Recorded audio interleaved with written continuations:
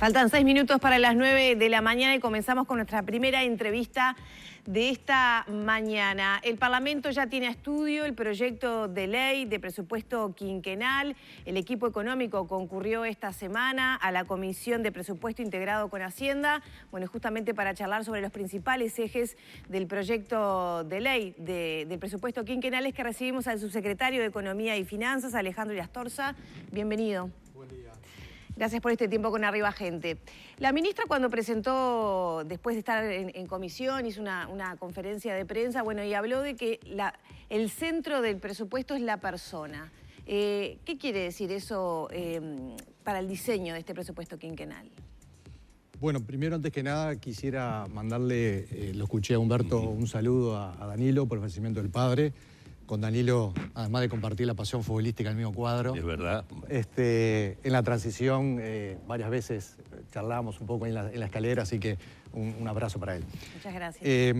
Lo que planteó la ministra, sí, es un cambio de enfoque que estamos haciendo nosotros con el presupuesto, en el sentido que el foco es la persona, ¿verdad? No pensar lo que va a recibir el inciso o el programa, sino el beneficiario final, es decir, el alumno que reciba la educación adecuada, la familia que reciba la salud adecuada o también la familia que consiga la vivienda necesaria para su existencia. Y eso es el foco que hacemos, no tanto en los programas que eran realmente incrementales, que eso llevaba a un aumento del gasto. Por lo tanto, nosotros queremos esa reasignación, pero siempre en el foco en la persona. Sin embargo, desde la oposición se ha mencionado que, por ejemplo, no se contempla una evolución del índice medio de salarios, que no se contempla una proyección sobre la evolución de la pobreza. Nosotros fuimos bien claros e incluso está plasmado en el artículo 4 del articulado del proyecto de presupuesto, en el cual aclaramos bien que se va a mantener, va a haber un mantenimiento real del salario, por lo tanto está bien explícito. Podríamos no haberlo incorporado en el proyecto ese artículo, pero sin embargo lo queríamos dejar reflejado, por lo tanto el mantenimiento del salario real se va a dar en el periodo. ¿Y en cuanto a proyecciones de pobreza? En cuanto a proyecciones de pobreza, obviamente cuando nosotros hicimos el informe, por ejemplo, rendición de cuentas, del periodo pasado, que fue el punto de partida nuestro para este presupuesto, informamos que recibimos un déficit fiscal muy alto, un desempleo alto, una deuda alto y también niveles de pobreza elevadas que se venían dando, no solamente pobreza en varios sectores, pero pobreza infantil.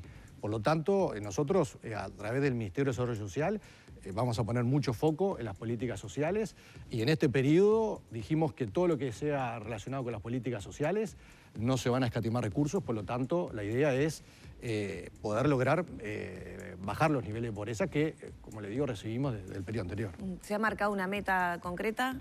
El Ministerio de Desarrollo Social está trabajando en eso, pero obviamente el foco está ahí, ¿no? Sin duda. Ayer he tenido la posibilidad de dialogar con el ministro de Trabajo, Pablo Mieres, a propósito, bueno, de la situación del seguro de desempleo. Y esto lo vinculo también con otras proyecciones e intenciones de recuperar empleo, ¿no? Que es uno de los ejes de este proyecto de ley. ¿Qué primeras acciones y qué metas se plantean en el proyecto de ley de presupuesto quinquenal para recuperación de empleos, para generación de nuevos puestos de empleo? El foco también está justamente en el crecimiento de la inversión, que eso va a llevar a un crecimiento del empleo. Hay distintas medidas que se van haciendo no desde este presupuesto, sino desde antes, ¿verdad? Sacamos ley de lo que es la mejora de la vivienda social, que eso genera un avance en la construcción, que obviamente eso repercute mucho, dinamiza mucho la parte de empleo, proyectos de construcción de mayor porte, y ahora vamos a lanzar un nuevo decreto de todo lo que es la ley de inversiones a los efectos de crecimiento económico, pero que obviamente nuestro foco es en el empleo. Vimos con satisfacción que bajó el nivel de subsidio de desempleo. Nosotros en este tiempo que estamos en el Ministerio, dos focos teníamos también muy alineados, que era la liquidez a las empresas. Por eso nosotros instrumentamos todo el sistema, el Fondo de Garantía, el SIGA, la garantía de SIGA, y a su vez el tema del empleo, ¿verdad? Y monitoreamos día a día la cantidad de...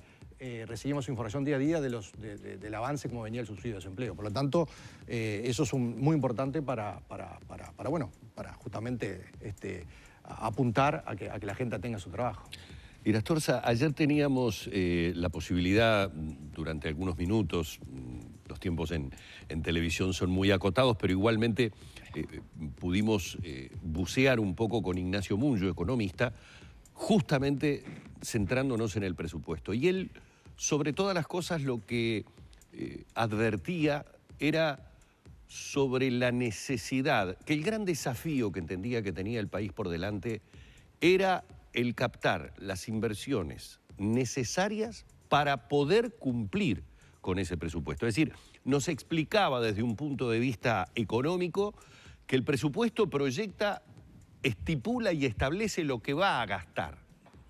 Y que él consideraba que era hasta, si se quiere, optimista el suponer que podíamos llegar a gastar ese dinero porque en este momento, y obviamente la pandemia estuvo por allí como un tema sobrevolando siempre, bueno, Uruguay necesita abocarse a las inversiones necesarias para que este presupuesto se pueda llevar adelante. A nivel de lo que podría ser la economía doméstica, la que uno lleva en su hogar, podríamos decir, bueno, parece que ponemos la carreta delante de los bueyes. Ese desafío del que nos hablaba Ignacio Munyo, ¿qué herramientas, de qué manera se piensa captar esa inversión en un momento muy complejo del planeta para justamente poder financiar este presupuesto? Sí, nosotros tenemos claro que la inversión no va a venir por el lado del sector público. Va a venir, sí, en el sector público acotado a lo que corresponde, ¿verdad? Infraestructura, para eso va a llevar a una mejora en la competitividad y captar nuevas inversiones, porque si tenemos las rutas en mal estado, eso genera todos costos adicionales. Claro. Infraestructura, en lo que dijimos, en lo que es todo el tema de políticas sociales, hospitales, cárceles, mejora todo lo que es relacionado con, viene a ser a adicciones, con INAU, la capacidad instalada, y sabemos que tiene que venir por el lado de la inversión privada. Para eso son, como decía, las mejoras en la ley de inversiones, la mejora también de lo que viene a ser las empresas públicas mediante, tanto en la LUC como en la ley de presupuesto, están fijadas las unidades reguladoras, que las empresas públicas, las tarifas, las fijen por sus costos y no por la caja del Ministerio de Economía. Y eso a la larga lleva a una mejor competitividad y que las empresas puedan invertir, porque sabemos que obviamente el Uruguay es caro hoy en día para invertir. Entonces, esas mejoras van a ir logrando junto con también, sin duda, que mejorar nuestro relacionamiento internacional. Nosotros hoy en día para nuestros productos de exportación estamos pagando aranceles elevados con nuestra competencia, Australia, Nueva Zelanda.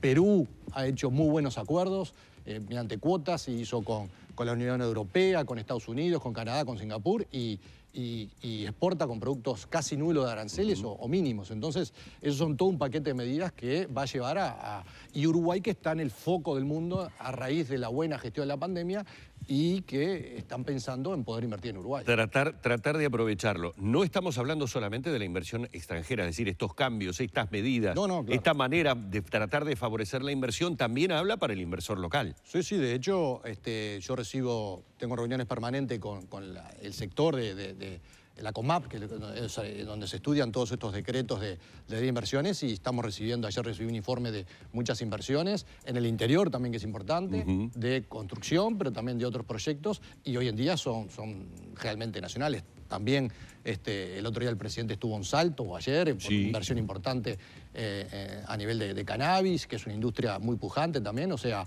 algunas son internacionales, pero también apuntando al mercado local. ¿Qué cambios concretamente se prevén en la ley de inversiones? En la ley de inversiones, obviamente, se prevén una mejora de lo que se llama la matriz de indicadores, ¿verdad?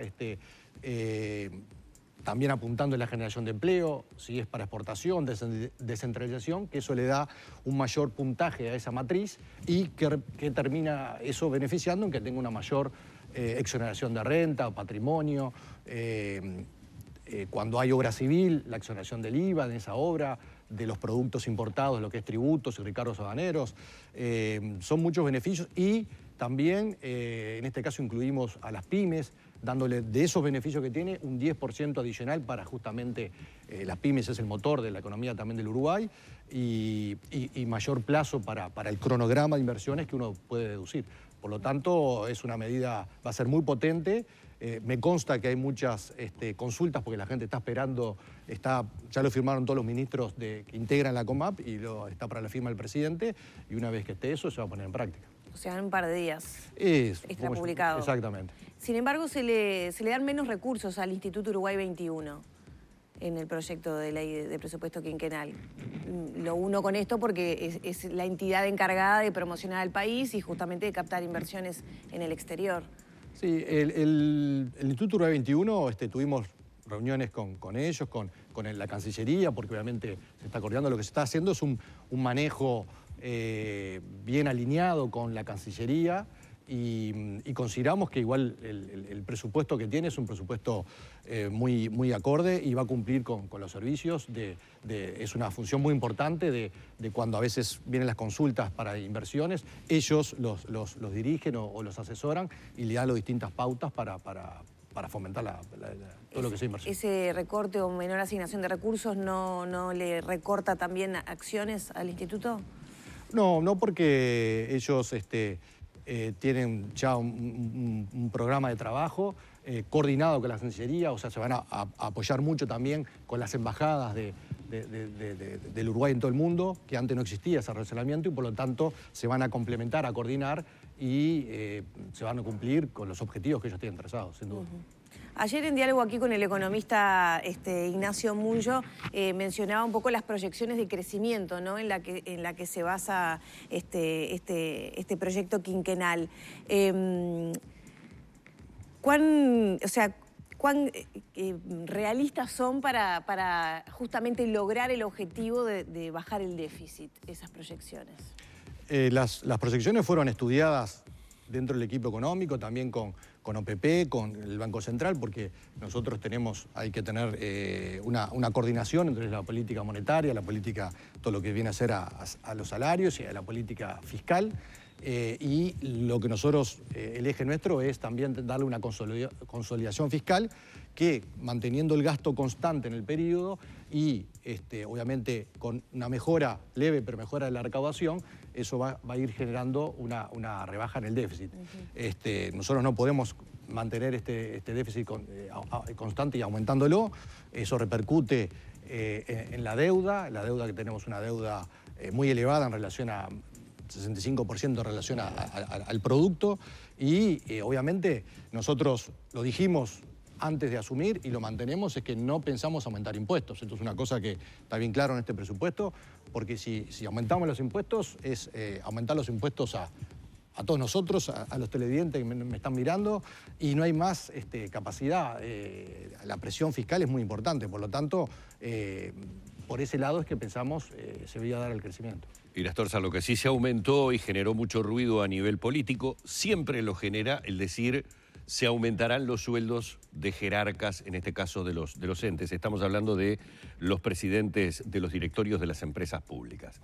Y cuando digo que generó ruido, ya hemos escuchado por el lado del gobierno a la propia ministra Arbeleche, ayer incluso en subrayado lo teníamos a Isaac Alfie también,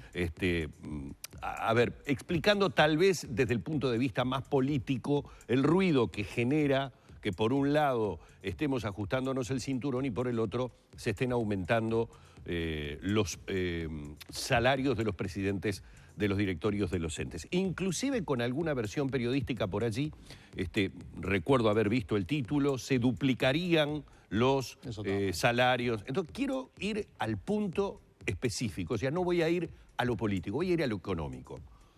¿Cuánto se aumentan? O sea, ¿cuánto es el aumento en números, en porcentajes y en lo que queda?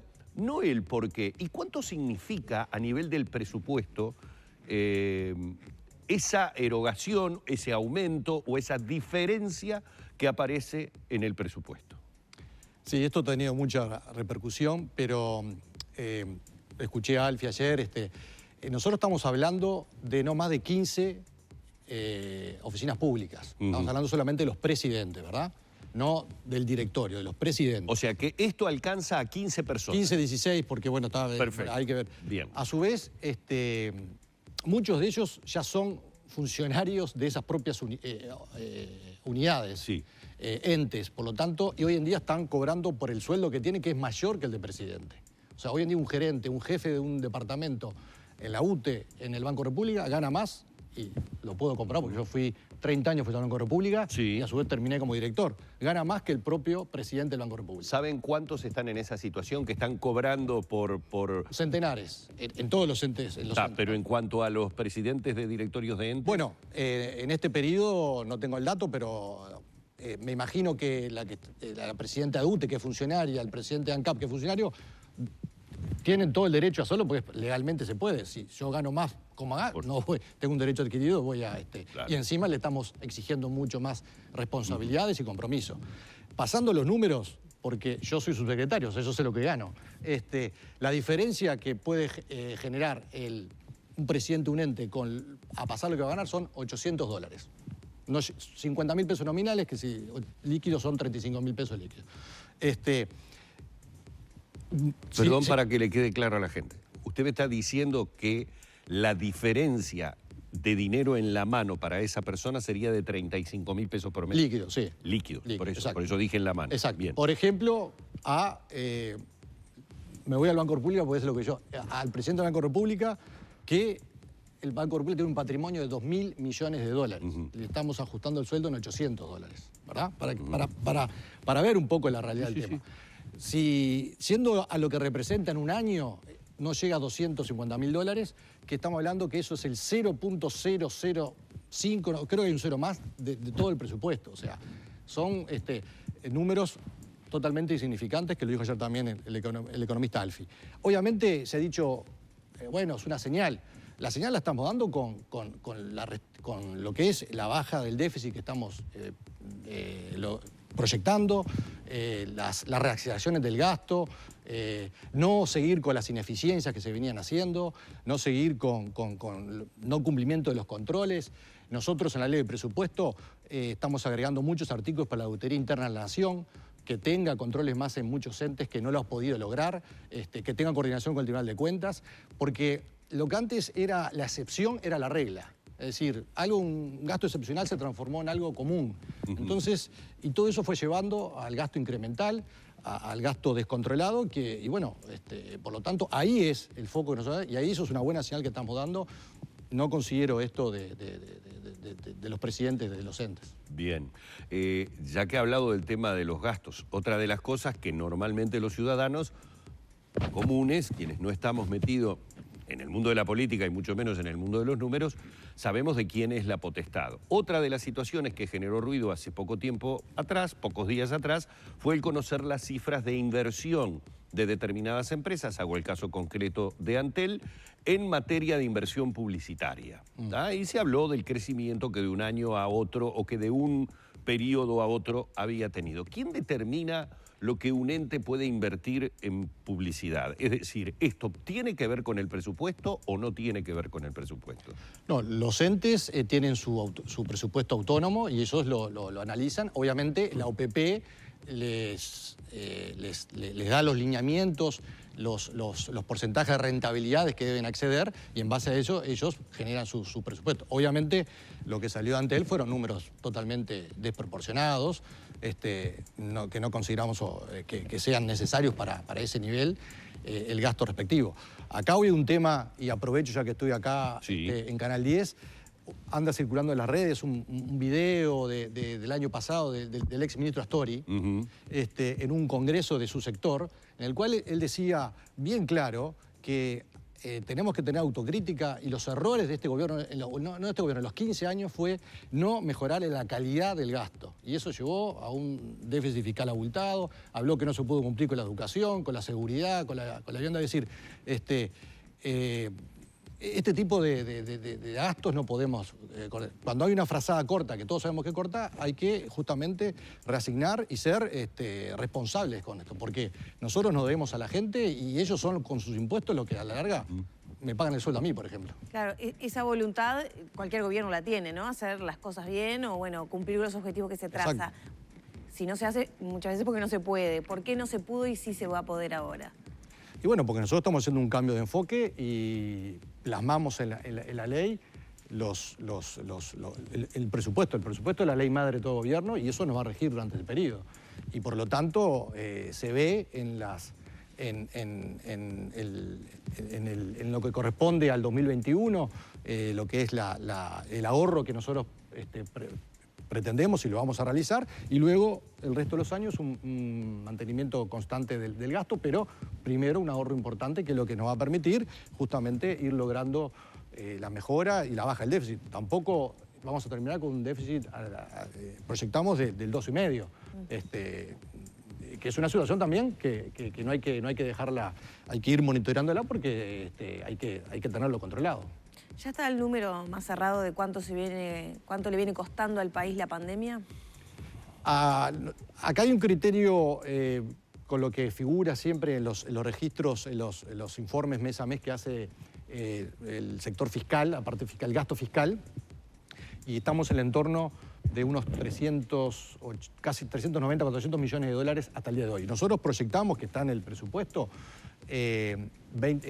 para el 2020, unos 768 millones de dólares, estaba detallado bien por determinados rubros, que eso es 1,6 del PBI aproximadamente. Obviamente esto es muy dinámico, porque a medida que vamos sacando medidas que las vamos sacando permanentemente, como por ejemplo cuando uno retoma gente de la actividad del seguro de desempleo o le da nuevo empleo, le da un subsidio de 5.000 pesos por 3 meses a la empresa para justamente retomar a trabajadores. O si uno lamentablemente se le despide y igual se le cubre lo que es el FONASA por 90 días, eso va todo con cargo al Fondo COVID. Nuevas medidas que va a sacar el Ministerio de Desarrollo Social a nivel de las tarjetas de Uruguay Social o de las asociaciones familiares también van por ahí. El otro día estuvimos con el tema de unos reactivos que se habían solicitado unos científicos. Bueno, son todos gastos que se van generando y van a ir. Nosotros estimamos ese importe. Puede ser más, pero los recursos están disponibles para llevarlos a cabo. Bueno, vamos a agradecerle al subsecretario de Economía y Finanzas, Alejandro Irastorza, estos minutos en la mañana de Arriba Gente, donde hemos vuelto a incursionar en el tema del presupuesto nacional, obviamente el tema que estará en discusión a nivel parlamentario, podremos ir escuchando seguramente diferentes posiciones. Es un presupuesto que seguramente podrá tener algunas modificaciones. La instancia parlamentaria así lo prevé. Para cerrar, cuando se prepara el presupuesto, ¿se toma en consideración qué modificaciones pueden llegar a haber? Es decir, ¿se palpita de alguna manera qué retoques puede tener ese presupuesto? ¿O la intención es que en la medida de lo posible no sea muy retocado? Obviamente hay poco margen, ¿verdad? Es escaso que hay. A nivel parlamentario se pueden hacer algunas modificaciones, pero que no, a nivel del Parlamento ellos no se pueden aumentar recursos o gastos. Por lo tanto, pueden hacer algún tipo de modificaciones, pero no que aumente lo que está plasmado en este presupuesto. O sea, para entenderlo bien, dentro de lo que hay de acá podrás llevar para acá o repartir para acá, pero no subir lo que ya está. No subir lo que ya está. Muy bien, muchísimas gracias, Irastorza, un placer. Subsecretario del Ministerio de Economía y Finanzas en la mañana de Arriba Gente.